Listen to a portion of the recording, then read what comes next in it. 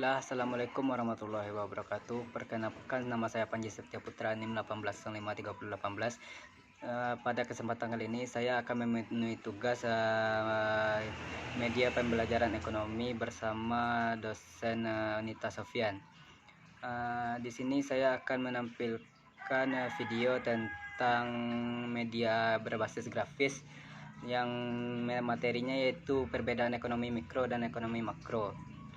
Sebelum memulai penjelasannya, yaitu ekonomi mikro adalah ilmu yang mempelajari tentang kegiatan ekonomi dan juga menganalisis lebih rinci mengenai perilaku konsumen ataupun produsen dari ruang lingkup yang lebih kecil atau spesifik.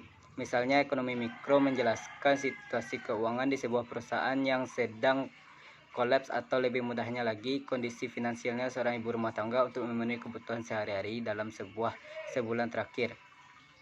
Ruang lingkup ekonomi mikro memang kecil, namun tidak selalu berkaitan dengan finansial atau keuangan sebuah perusahaan atau rumah tangga. Selain itu, ekonomi mikro juga mengajarkan tentang permintaan dan penawaran barang dan jasa, teori harga, teori produksi, dan juga teori distribusi.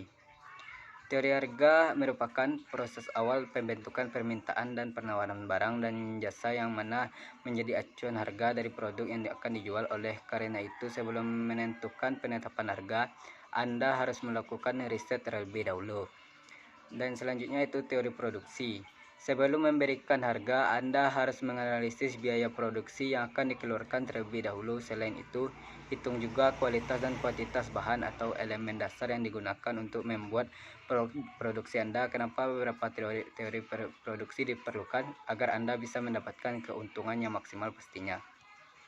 Selanjutnya itu teori distribusi. Secara umum, teori distribusi lebih menjelaskan tentang pengeluaran yang dilakukan oleh seorang pemilik usaha, yakni seperti pembagian hasil, pemberian upah kerja terhadap karyawan, hingga potongan lain untuk kebutuhan yang menunjang perkembangan usaha. Selanjutnya yaitu ekonomi makro.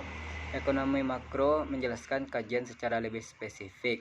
Lain halnya dengan ekonomi makro, yang mana melakukan penelitian terhadap ekonomi dengan cakupan yang lebih luas atau besar. Pemahaman tentang ekonomi makro sangat dibutuhkan untuk menstabilkan neraca keuangan negara saat ini, mengingat nilai tukar mata uang rupiah saat ini berada di titik terendah semenjak krisis moneter yang terjadi pada tahun 1998 silam. Lebih lanjut, ekonomi makro tidak hanya melakukan penelitian mengenai pemasukan dan pengeluaran sebuah negara saja, tetapi juga dampak baik dan buruk yang terjadi di baliknya, seperti pengangguran, tingkat ketersediaan lapangan pekerjaan, hingga kabar mengenai inflasi atau deflasi harga terkait dengan suku nilai mata uang rupiah terhadap dolar. Kesalahan kecil dalam penghitungan ekonomi makro dapat berdampak buruk bagi negara. Oleh karena itu, sebelum memutuskan untuk mengambil tindakan, ada 3 kebijakan yang harus dipertimbangkan terlebih dahulu, seperti fiskal. Kebijakan fiskal merupakan suatu aturan yang mengatur tentang pendapatan dan pengeluaran sebuah negara. Pendapatan biasanya didapatkan melalui pajak, non-pajak, dan juga hibah atau pemberian dari negara lain. Sedangkan pengeluaran negara biasanya impor barang untuk kebutuhan dalam negara seperti kebutuhan pokok dan lain-lain. Kebijakan moneter merupakan sebuah aturan yang mengatur tentang seberapa banyak uang yang dikeluarkan oleh Bank Sentral Bank Indonesia terhadap seluruh rakyatnya. Semakin banyak perputaran uang yang ada di masyarakat, semakin tinggi juga harga produksi. Inflasi sebaliknya, semakin sedikit perputaran yang terjadi, menurunnya juga harga produksi yang dijual di pasaran. Selanjutnya, kebijakan segi penawaran. Kebijakan segi penawaran berperan untuk menstabilkan neraca keuangan sebuah perusahaan. Dengan kata lain, kebijakan ini diatur agar dapat menekankan anggaran produksi, namun tetap mendapatkan barang yang berkualitas. Tidak melulu masalah keuntungan, tapi juga pengeluaran seperti anggaran gaji seorang pegawai. Biasanya pada tanggal 1 Mei, satu hari buruh, pemerintahan akan menggunakan kebijakan ini. Baiklah, perbedaan dari ekonomi mikro dan makro bisa kita lihat pada peta konsep yang saya buat, yaitu ekonomi teori. Ekonomi teori terbagi menjadi 2, yaitu ekonomi mikro dan ekonomi makro.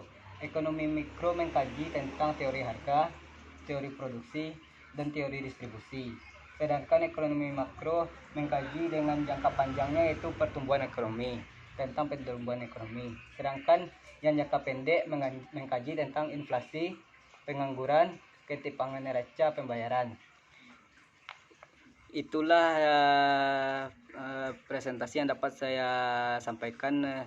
Sekian dari materi yang saya sampaikan dan media grafis yang saya buat. Assalamualaikum warahmatullahi wabarakatuh.